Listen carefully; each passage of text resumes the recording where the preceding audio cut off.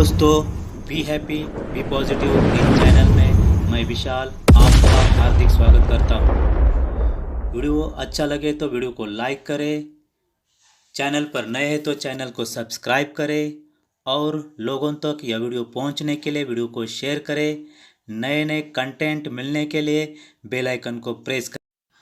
Supreme court की फटकार के बाद लंबित ओआरओपी भुगतान को निपटाने के लिए सरकार आगे बढ़ी। एक सरकारी प्रवक्ता ने कहा कि शीर्ष अदालत की टिप्पणियों के बाद रक्षा मंत्रालय ने सोमवार को कंट्रोल जनरल डिफेंस अकाउंटेंट्स सीजीडीए को एक ही किस्त में सभी ओआरओपी बकाया जारी करने का निर्देश दिया। सुप्रीम कोर्ट ने सोमवार को one rank one pension OROP योजना के तहत लगभग 1.6 मिलियन सैन्य पेंशन भोगियों को भुगतान में देरी के लिए केंद्र सरकार को फटकार लगाते हुए कहा कि सशस्त्र बलों के से कानून के शासन के खिलाफ जाने की उम्मीद नहीं है। सुप्रीम कोर्ट की खंडपीठ ने मंत्रालय के संबंधित विभाग के एक अधिकारी द्वारा जनवरी में अपने आदेश के माध्यम से अदालत द्वारा जारी समय सीमा को बढ़ाने के लिए जारी एक पत्रक पर कड़ी आपत्ति जताई। यहाँ आप किसी दुश्मन से नहीं लड़ रहे, आप कानून के शासन के खिलाफ युद्ध पर जा रहे हैं। आप ऐसा नहीं कर सकते। न्यायिक प्रक्रिया की शुचिता बनाए रखनी होगी। रक्षा खर्च के लिए 5.94 लाख करोड़ रुपए अलग रखे, जो पिछले साल से 13% अधिक है। एक सरकारी प्रवक्ता ने कहा कि शीर्ष अदालत की टिप्पणियों के बाद रक्षा मंत्रालय ने सोमवार को कंट्रोल जनरल डिफेंस अकाउंटेंट्स सीजीडीए को एक ही किस्त में सभी ओआरओपी बकाया जारी करने का निर्देश दिया। उन्होंने कहा कि पूर्व सैनिकों को 15 मार्च तक सभी बकाया एरियर का भुगतान कर दिया जाएगा। बेंच, जिसमें जस्टिस पीएस नरसिम्हा और जेबी पारदीवाला भी शामिल थे, ने मंत्रालय के संबंधित विभाग के एक अधिकारी द्वारा जारी एक पत्र पर कड़ी आपत्ति जताई, जिसमें जनवरी में अपने आदेश के माध्यम से अदालत द्वारा जारी समय सीमा का विस्तार करने की मांग की गई। पीठ ने 9 जनवरी को सरकार को 15 मार्च तक लगभग 25 लाख पूर्व सैनिकों की पेंशन बकाया राशि का भुगतान करने का निर्देश दिया था। ओआरओपी योजना की पुष्टि करने वाले शीर्ष अदालत के मार्च 2022 के फैसले के बाद केंद्र को दिया गया यह तीसरा विस्तार था, जिसमें सेवा की समान लंबाई के साथ समान पद पर सेवानिवृत्त होने वाले सैन्य कर्मियों को समान पेंशन की आवश्यकता थी, भले ही उनकी सेवानिवृत्ति की तिथि कुछ भी हो। 3 महीने का पहला विस्तार जून 2022 में और दूसरा सितंबर में इतने ही समय के लिए दिया गया था। हालांकि 20 जनवरी को मंत्रालय की ओर से एक संदेश जारी किया गया था, जिसमें कहा गया था कि वह वीरता पुरस्कार विजेताओं और परिवार पेंशन पाने वालों उनके लिए 4 किस्त में राशि जारी कर सकता है। सोमवार को सुनवाई के दौरान अधिवक्ता बालाजी श्रीनिवासन के साथ वरिष्ठ अधिवक्ता हुजैफा अहमदी ने शिकायत की कि संचार अदालत द्वारा 9 जनवरी के आदेश में तय की गई समय सीमा को एकतरफा रूप से बढ़ाने का निर्णय लेकर एक न्यायिक आदेश को तोड़ मरोड़ कर पेश करना चाहता है। जब से याचिका दायर हो गई थी, लगभग 4 लाख पेंशन भोगी अपना बकाया प्राप्त करने में इंतजार में मर चुके थे। भुगतान 2019 में होने थे और अब हम 2023 में हैं, और इस संचार को जारी करने वाले अधिकारी की पित्त को देखें। उन्होंने इस अदालत के फैसले को संशोधित करने की शक्ति को खुद पर हावी कर लिया।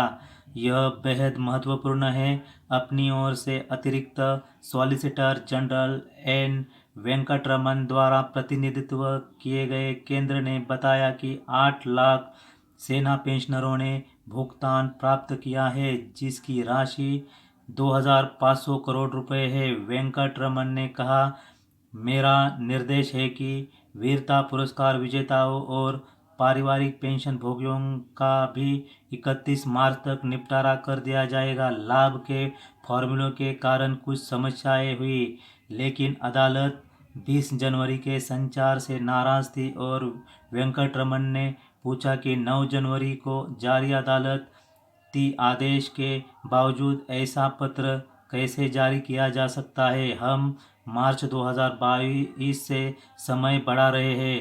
सचिव को बताएं कि हम जा रहे हैं 20 जनवरी को इस पत्र के लिए उनके खिलाफ कार्रवाई करने के लिए। या तो वह 20 जनवरी के संचार को वापस ले ले या हम एक अवमानना नोटिस जारी करें। इस तरह के संचार का कोई बचाव नहीं हो सकता है, यह कहा। इसके बाद पीठ ने अपने आदेश में दर्ज किया कि पूर्व सैनिकों को 4 छमाही किस्तों में भुगतान के कार्यान्वयन को स्थगित करने की मांग करने वाला 20 जनवरी का पत्र शीर्ष अदालत के आदेश के विपरीत है, जिसने 15 मार्च की समय सीमा निर्धारित की थी। मार्च के तीसरे सप्ताह में अगली सुनवाई तक करते हुए अदालत के आदेश में कहा गया है, हम रक्षा मंत्रालय में संबंधित सचिव को एक व्यक्तिगत हलफनामा दायर करने का निर्देश देते हैं, जिसमें इस अदालत के आदेश के बावजूद एक तरफा फैसला लिया गया था। इसने यह भी कहा कि संवितरण में किसी भी तरह की देरी से अदालत पूर्व सैनिकों को 9% दर से भुगतान में देरी के लिए ब्याज देने पर भी विचार करेगी। यह भी पढ़े, रक्षा व्यय निरपेक्ष रूप से बढ़ रहा है। सरकार ने लोकसभा में खड़गे को जवाब दिया। शीर्ष अदालत ने अपने मार्च 2022 के फैसले में ओआरओपी पर केंद्र की 7 नवंबर 2015 की अधिसूचना की पुष्टि की। इस योजना को जुलाई 2014 से लागू किया जाना था और हर 5 साल में एक संशोधन की परिकल्पना की गई थी। दिसंबर में प्रधानमंत्री नरेंद्र मोदी जी की अध्यक्षता में केंद्रीय मंत्रिमंडल ने ओआरओपी योजना के तहत पूर्व सैनिकों और पारिवारिक पेंशनरों की पेंशन में संशोधन को मंजूरी दे दी, जो 1 जुलाई 2019 से प्रभावी है। जुलाई 2019 से जून 2022 की अवधि के लिए बकाया राशि का भुगतान किया जाना है।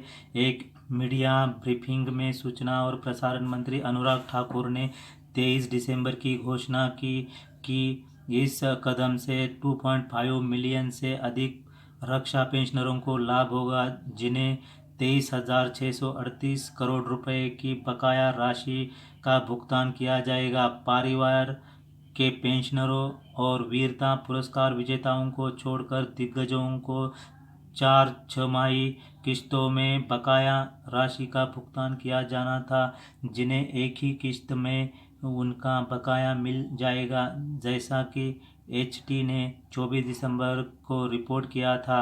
सैन्य मामलों के विशेषज्ञ लेफ्टिनेंट जनरल डीबी शेखतकर सेवानिवृत्त ने कहा कि रक्षा मंत्रालय के लिए यह सबसे अच्छा है कि सुप्रीम कोर्ट के निर्देश के अनुसार सभी रक्षा पेंशनरों के लिए ओआरओपी बकाया एक बार में ही जारी किया जाए। यदि मंत्रालय बकाया भुगतान करने की स्थिति में नहीं था तो उसे अदालत में वापस जाना चाहिए था। यह देखते हुए कि ऐसा क्यों नहीं किया जा सकता था और अधिक समय मांगा था। यदि आप सुप्रीम कोर्ट के निर्देशों पर चुप रहते हैं तो यह आम आदमी को गलत संदेश देता है कि शीर्ष अदालत के निर्देशों की भी अनदेखी की जा सकती है।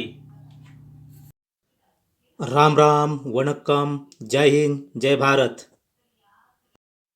आपके लाइक और सब्सक्राइब से हमें नए नए वीडियो बनाने की प्रेरणा मिलती है, इसलिए लाइक और सब्सक्राइब ज़रूर करें। वीडियो देखने के लिए आपका धन्यवाद।